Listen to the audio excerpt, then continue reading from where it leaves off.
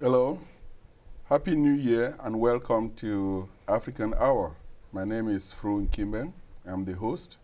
And to kick off this 2013 year, I have a special guest. And I would like to welcome Mr. Adam Becky, Assistant City Manager and Director of Department of Planning and Development, and also Ms. Allegra Williams, Neighborhood Planner and Project Manager. It's a pleasure to have you on. It's a pleasure to be here. Thank you. Thank you. Before we begin, I would like to inform you that when I scheduled this interview, I sent out information to the community for them to send questions so that I could ask you and give you the opportunity to educate and tell our viewers what to do and what services are available within your office. So please could each of you tell us about yourself and what you do for work in Lowell? Sure, thank you. Happy to do that. It's actually my pleasure to be the director of the Department of Planning and Development in the city, and we are really responsible for a broad range of things, and some might consider all of the fun and interesting things that city governments do. We don't have to collect taxes or any of those things. What we're responsible for is promoting the city. Really, everything that we do on a day-to-day basis is really aimed at making the city a better place to either live, work, or visit. And so that's the lens through which the choices we make on a day-to-day basis is generally filtered. So we are, practically speaking, we are responsible for everything from economic development, community development, where we actually provide funding and support to a lot of the nonprofit organizations in the community. We do the long-range planning for the city. We manage a lot of projects in the city, particularly a lot of park projects, a lot of transportation projects and things like that, where you see improvements being made in the infrastructure of the city. We provide incentives and support for businesses in the city. We also buy and sell property for the city. We handle the city's urban renewal programs. And we have an entire second division within the department that's actually also responsible for all of the permitting and code enforcement and project review. So anyone who's trying to do a development project or build an addition on their home or renovate their kitchen, it would be our department that you would actually come to obtain the proper permits. Or if somebody is proposing to do some sort of development in your neighborhood, it would be our department that you would come to learn more about what that project is and when there might be hearings that you can attend and participate in.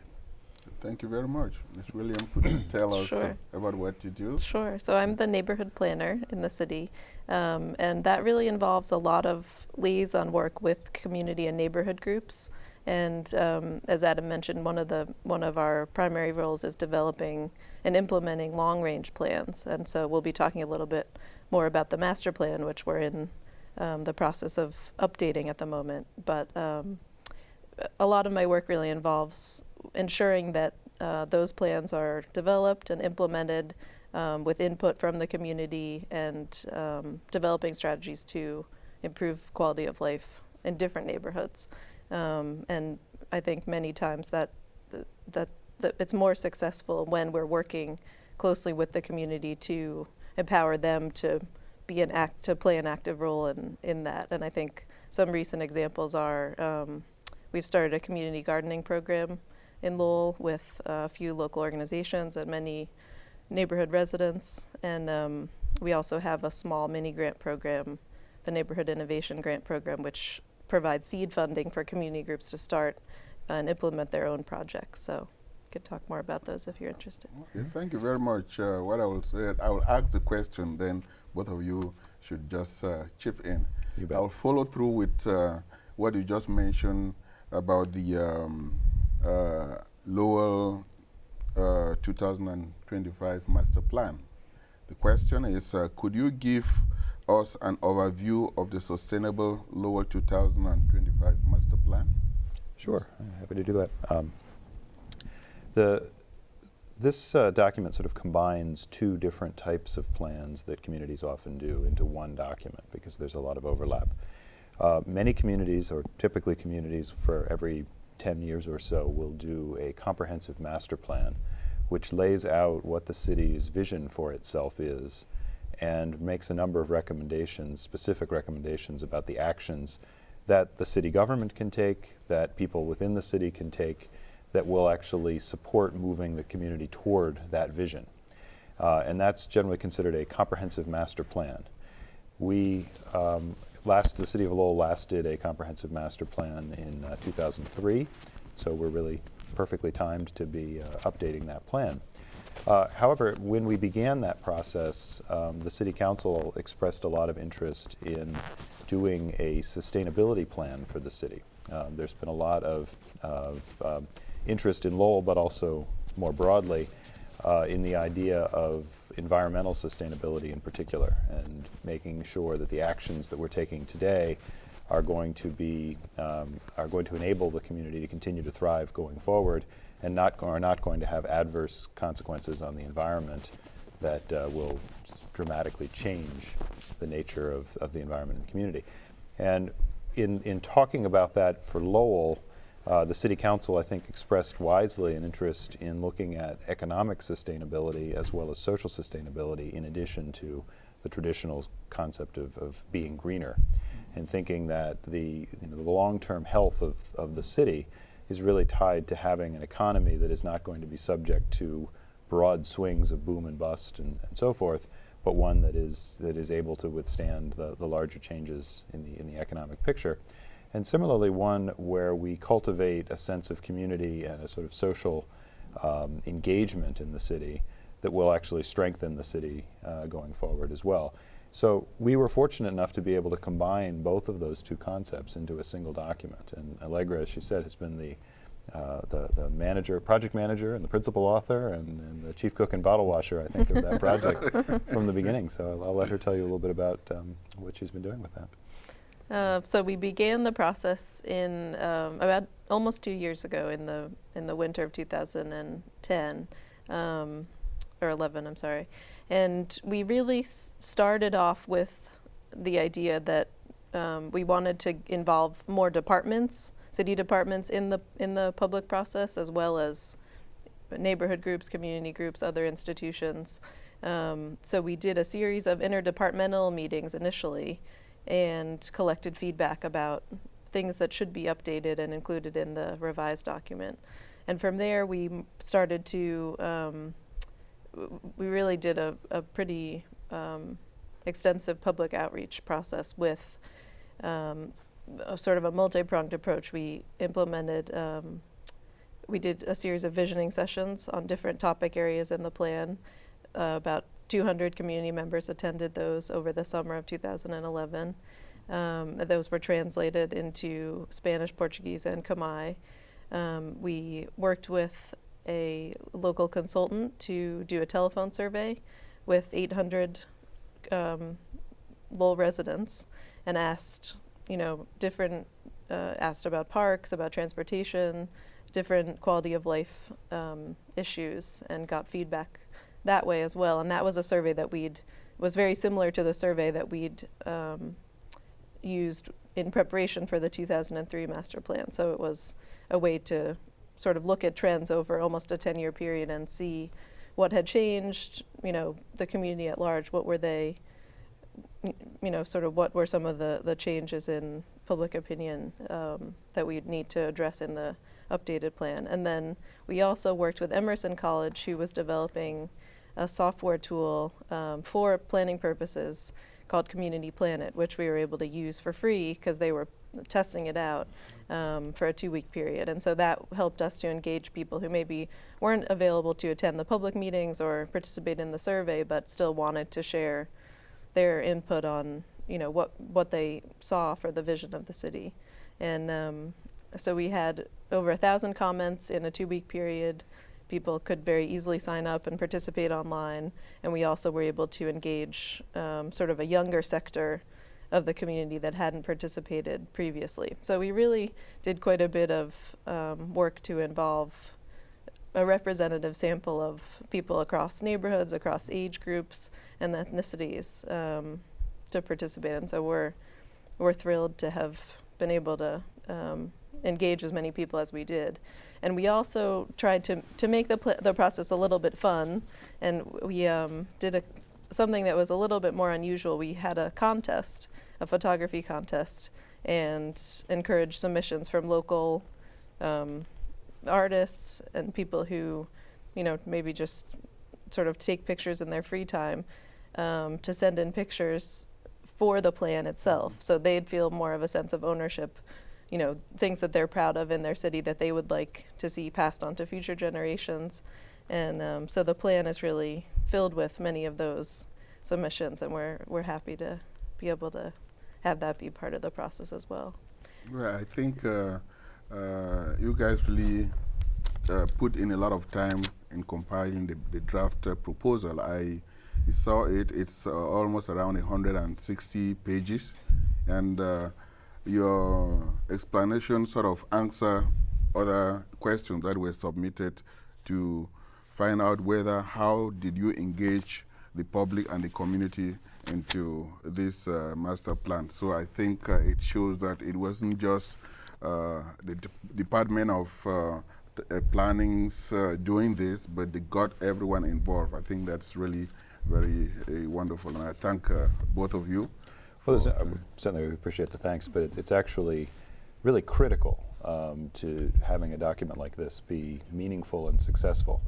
If it were just the product of what a handful of staff people in the planning department thought, it would never actually be able to be implemented.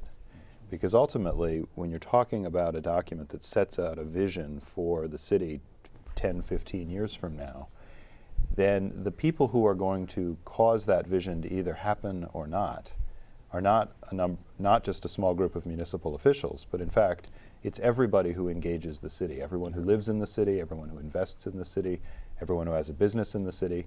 And if the vision is not the product of a fairly broad consensus of the community, then those people are going to be making decisions anyway, and they are unlikely to be consistent with the plan, and you're less likely to ultimately achieve the vision that the plan articulates. Mm-hmm.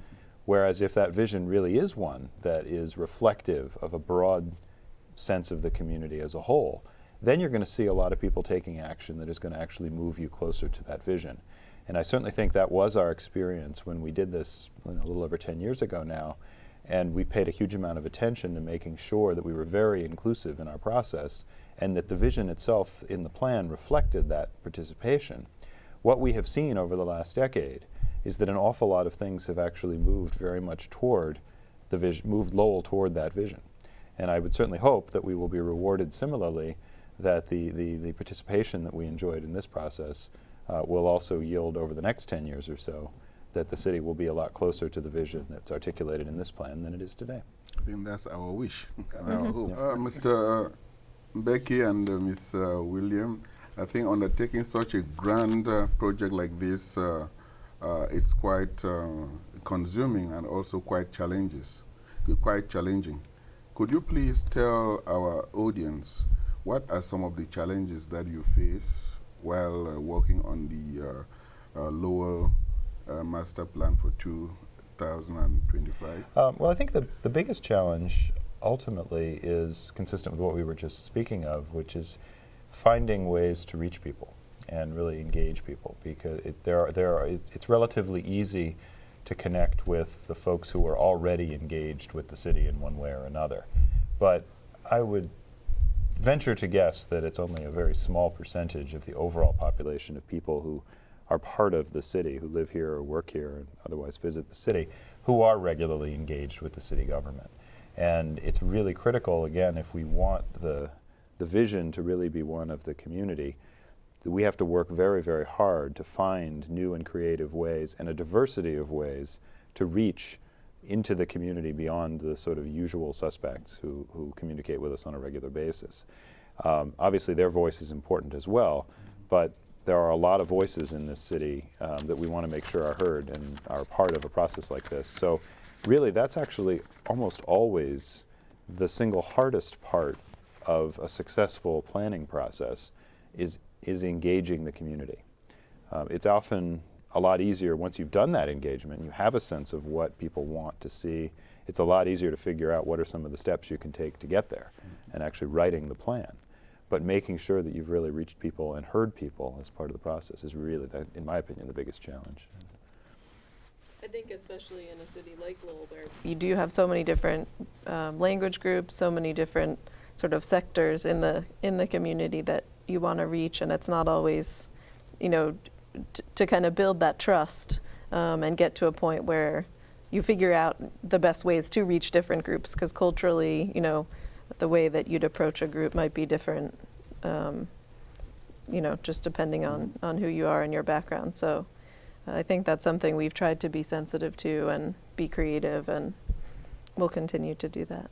Right, it's good you've mentioned that you deal with a cross-section of communities, people who have different cultures, problems with language, and you have to actually get these people and actually sift through their suggestion and then what they are thinking, and make sure you get something that will really make Lowell beautiful for all of us. So another question is here is that how do both of you deal with differences of opinion with regards to the sustainable Lowell 2025 master plan? Well, in a city of 106,000 people with the level of diversity that Lowell has, it's impossible to imagine that everyone thinks exactly the same way. Yes. And that everything will ultimately, everyone will be on exactly the same page.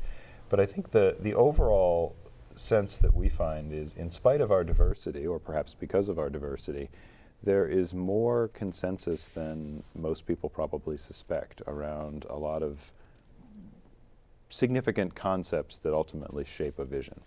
And I think our goal is to ensure that, to the best of our ability, the vision itself is as inclusive and consensus as possible.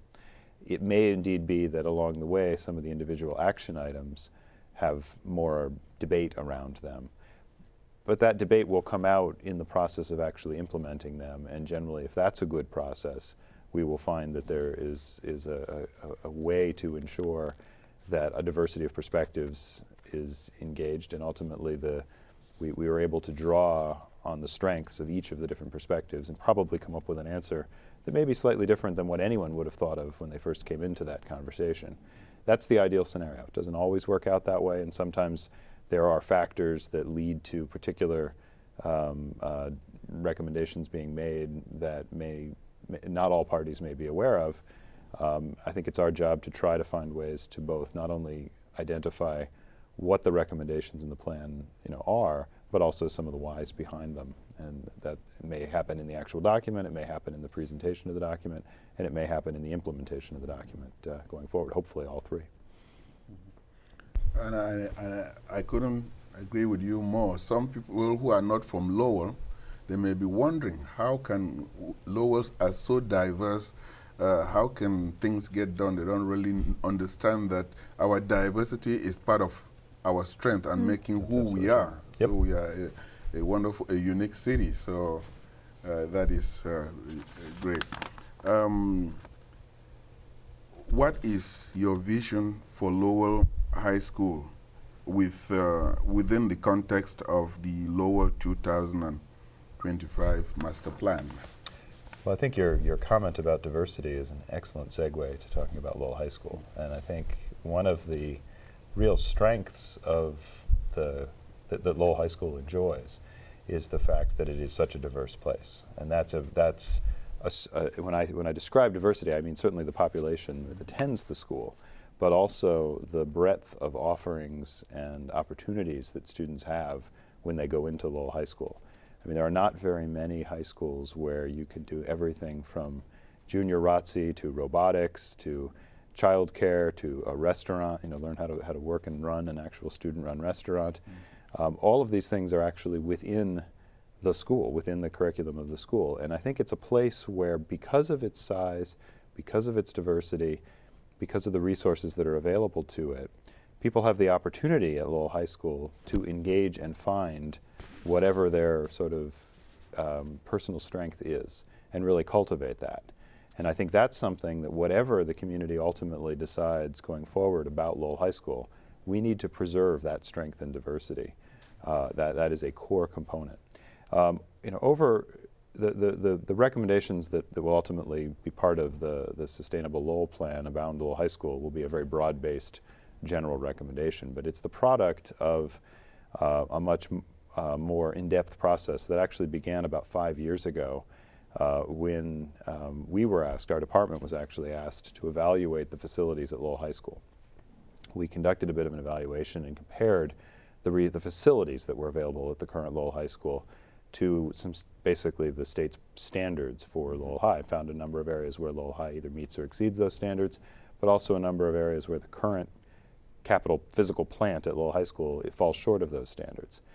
So there was, as a result of that, there seemed to be a general sense that there need to be some improvements made to continue to offer the best possible education for the students. That led to a conversation around, is it appropriate to think about a new Lowell High School somewhere else in the city? Is it appropriate to think about a new Lowell High School where it's currently located? Or is it appropriate to be thinking about just a modest renovation? The Lowell Plan a few years ago engaged the planner, Jeff Speck, to come and take a look at that question, sort of among others, as part of the Downtown Evolution Plan that he put together for the city. And he engaged a real broad range of people in the community, from Lowell High School students to business people downtown to residents downtown, to everyone who might have some interest in the current Lowell High School. And what was really interesting is there was an almost complete consensus, no matter what group he talked to, that people really felt that Lowell High School being downtown was an asset. It was an asset to the community, it was an asset to the downtown, it was an asset to businesses in terms of the students being a market, but it was also, and probably most importantly, it was an asset to the students themselves. And that was what the students told us. They really appreciated the opportunity to be in a setting where they were engaged with a community, with an urban community, with a city center. Mm-hmm. If they were out in a fringe location on the edge of the city somewhere, they would still be able to go to high school, and I'm sure they would have a good high school experience, but they wouldn't necessarily have the sort of totality of experience that they have when it's in the middle of a city, close proximity to a strong community college and a strong university, and all the other assets that are there. So I think from that, the Downtown Evolution Plan came out with a very strong recommendation that Lowell High School should remain in downtown Lowell. So when you combine that with the fact that there do need to be some facility improvements, I think the question becomes, how do we attract the resources and do some sort of an appropriately phased improvement to the Lowell High School campus that will continue to make the facility one that builds on its existing strengths, but also makes it a stronger school and a better school for the experience that the students will have within it.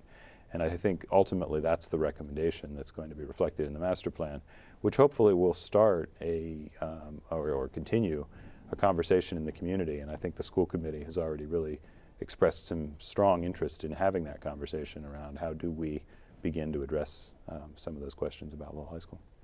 You just touched my point. I was going to ask you whether is the school committee and what is their input to this, but thanks for mentioning that.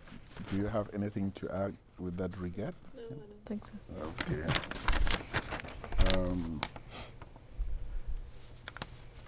Okay. What are some of the other things that you do, that you are involved in Lowell? That's a big question. How much time do we have? So many, right?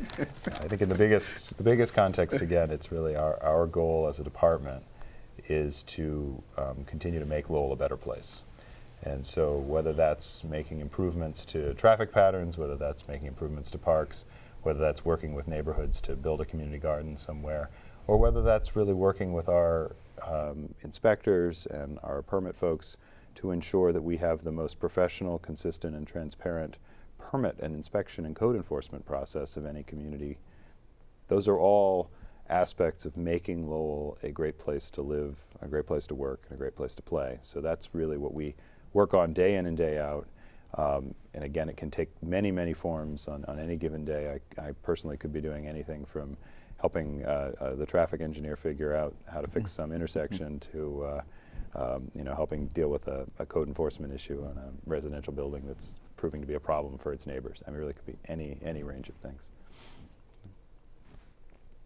Anything to add to that? I mean, for me specifically, it's been really, one of my favorite parts of this past year has been working with some of the groups that we've awarded the seed funding to through the Neighborhood Innovation Grant Program. And really, those projects span from, expanding cultural programming and theater programming to different neighborhoods, starting new community gardens and training new volunteer gardeners, to, expanding the farmers market program to various parts of the city. So there's really a range of projects that I think, these are generated by community groups and really are consistent with our vision, our long-term vision. So it's exciting to be working with them and seeing how much they're doing just with very limited resources because of the partnerships they've built and other connections they have, and just a lot of volunteer hours to show, how much pride there is and investment and ownership people feel here as residents. I like to still take you back to the draft master plan. Mm-hmm. Now that the draft is out for everyone to see and maybe look at what is in there, what is the next step forward? Well, we strongly encourage people to go to the city's website, which is lowellma.gov, and follow the links to look at the draft master plan and read the parts that are of interest, look at the pictures if that's all you like to do. Yes.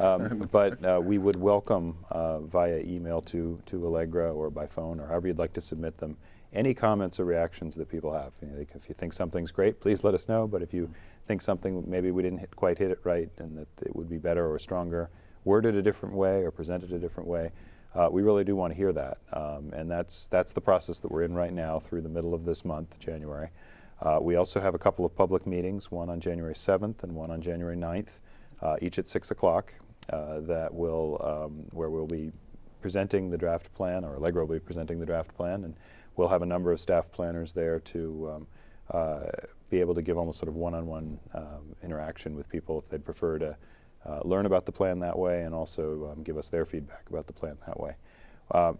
As we collect all that information, we are also working on incorporating that information into the draft, and the goal will be to present a final plan that is inclusive of that feedback that we receive on the draft to both the Lowell Planning Board and the Lowell City Council later this winter. By state law, the Lowell Planning Board needs to adopt the city's master plan. And then in order to really ensure that it is reflective of city policy and it becomes a city policy document, we have the Lowell City Council take a vote to endorse the plan, and we certainly hope that both bodies will support the document later this winter. And after that, the real work begins, which is trying to actually implement it.